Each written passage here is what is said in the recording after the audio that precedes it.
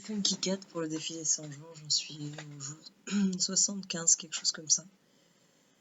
C'est ma première saison. Voilà, ça fait longtemps que j'ai pas fait de vidéo et que je souhaitais en poser une. J'ai plein de choses à dire, j'ai eu ma deuxième séance de communication non violente. Ça remue plein de choses en moi. Et ce que je comprends, c'est que j'ai beaucoup de tristesse, en fait. Et que j'en suis à cette étape où je vais faire ce qu'on dit en long, en large et en travers sur ce site. Je vais accueillir ma tristesse. Et je crois que je sais à peu près comment faire. Accueillir ma tristesse, pour moi, c'est prendre le temps de l'écouter, en fait. Je me connecte à cette tristesse et je répète en boucle ce dont j'ai besoin. Je pose, d'autre part, ne pose aucune question, en fait. C'est juste, cette tristesse s'exprime. Elle s'exprime en tant que tristesse. Et on s'en fout de la cohérence, on s'en fout du bien, du mal, du juste. Est-ce que c'est justifié? Est-ce qu'il y a des faits qui contredisent ce que tu dis? Non, je cherche vraiment pas à raisonner cette tristesse. Je cherche juste à l'écouter, en fait. Et je pense que c'est ce qu'on appelle l'écoute empathique. Et c'est ce que je fais, et je l'ai fait pour plusieurs... je l'ai fait tous les jours, en fait, depuis ma séance de communication non violente. Et il y a quelque chose qui s'est passé en moi aussi, suite à la vidéo d'une co-créatrice que je connaissais pas encore, une jeune femme qui parlait de sa fausse couche. En écoutant son témoignage, j'ai pleuré parce que je me reliais à elle. Je comprenais ce qu'elle a vécu sans le vivre, en fait, mais je comprenais qu'elle avait gardé tous ces sanglots en elle, toute cette peine, tout ce deuil non fait, qu'elle l'avait gardé en elle. Et il y a eu un commentaire d'une autre co-créatrice aussi qui parlait de son ostéopathe, qui racontait que un jour une dame est entrée dans son cabinet, une vieille dame avec un cancer de la gorge. Et cette dame a expliqué au médecin que sa mère est morte quand elle était petite, et son père a dit à ses frères et sœurs et à elle: soyez forts, on pleure pas.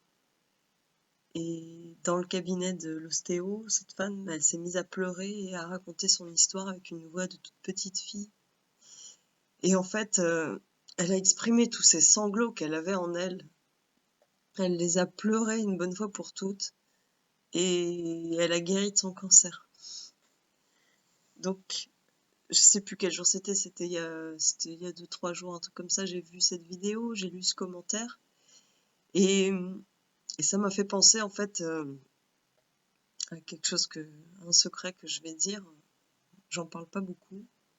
C'est qu'à l'âge de 18 ans, j'ai avorté.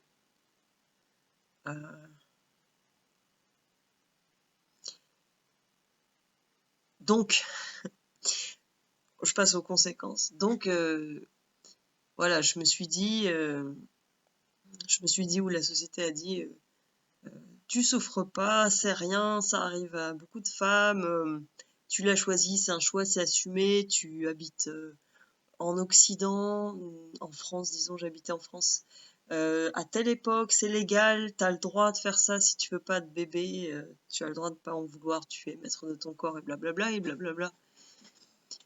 Je m'étends pas sur les raisons, en fait, les raisons que je respecte, en fait, parce que je regarde la petite Anaïs que j'étais à 18 ans, et je la respecte. Elle me dit, j'ai pas envie d'avoir des enfants, j'ai peur, j'ai ceci, j'ai cela, c'est pas possible. Je la respecte. Simplement, en fait, entre le moment où j'ai su que j'étais enceinte et le moment où j'ai avorté, eh ben, j'étais enceinte, en fait. Et je portais la vie en moi. Et je me rappelle très bien, j'étais en terminale, je préparais le bac. Je me rappelle très bien, en fait, en cours ou à la récré, je me rappelle mes sensations en fait. J'étais déjà un peu mystique, un peu illuminée, et je me disais waouh, je sens la vie en moi, quoi. Je sens la grandeur de la vie, du miracle. Ce miracle, cette magie immense, incommensurable qui est en moi. Je porte la vie.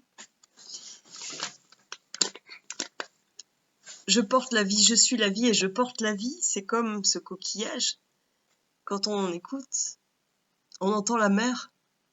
Ce coquillage, il vient de la mer, il porte la mer dans ce petit emballage fragile. C'est une coquille, mais c'est quand même fragile. C'est limité, il porte tout l'infini. Il porte l'infini du silence. Un silence qui est peuplé. Un silence qui est immense, en fait. Qui le dépasse. Et pourtant, il le contient. C'est ouf. Donc voilà, donc hier ou avant-hier, je sais plus, j'ai chialé toutes les larmes de mon corps en parlant, en fait. En parlant de cet épisode. Pas que je ne regrette de ne pas avoir d'enfant. Mais juste, je voulais lui dire, en plus, je lui avais donné un nom à mon bébé. T-Il. Petit-Il. Ouais, c'est ça, T-Il. Je l'avais appelé T-Il.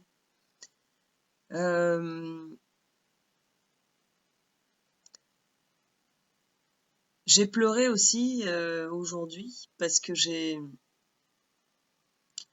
sens en fait en moi, quand je ferme vraiment les yeux, quand je me concentre sur mon corps, je sens la mort. Je sens mon ventre comme une cavité froide, humide, glacée, grise, sombre, avec une petite boule de métal dur à l'intérieur. Et en fait, en pensant au fait que j'avais déjà accueilli la vie et que ce petit bébé, bah, c'est pas parce qu'il lui est arrivé ce qui lui est arrivé à l'hôpital qu'il continue pas de vivre. On est quand même plus que notre petite enveloppe physique. Bah, ce bébé qui est arc-en-ciel, une boule d'amour, en fait, il rayonne.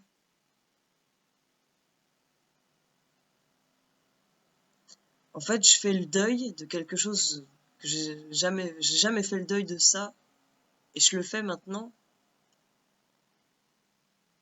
Et ce qui reste, c'est un calme, une acceptation, et j'ai même pas les mots, mais juste un waouh devant la beauté de la vie. C'est ça qui reste, c'est le waouh, comme ça, l'admiration totale qui me met en calme et en joie. Voilà. Aujourd'hui, j'ai un petit peu de travail et après je vais partir en forêt et je vais m'occuper de ma tristesse. Je me suis occupée de ma colère. En fait, je m'en suis bien occupée, hein. Elle était vraiment vénère. Je l'ai laissé parler, je l'ai laissé parler, je l'ai laissé parler, puis au bout de 2 ou 3 heures dans la forêt, j'adore la forêt, et ben ma colère, tout d'un coup, elle a pleuré. Et elle m'a dit, je suis trop triste, je suis trop triste. Ma colère, en fait, c'était une tristesse qui avait mis un masque vénère pour se protéger. Elle a fait tomber son masque, et elle a vu la toute petite tristesse, toute chou. Et aujourd'hui, eh ben, je vais m'occuper de ma tristesse. Ah, je vous avoue, j'ai quand même la petite attente. Je me dis que quand je vais réussir à soulever le couvercle de la tristesse, bah, il y aura de la joie. Voilà, c'est ce que je pense. Je vous embrasse, mes chers miroirs, et je vous souhaite une bonne journée. Empâtons-nous.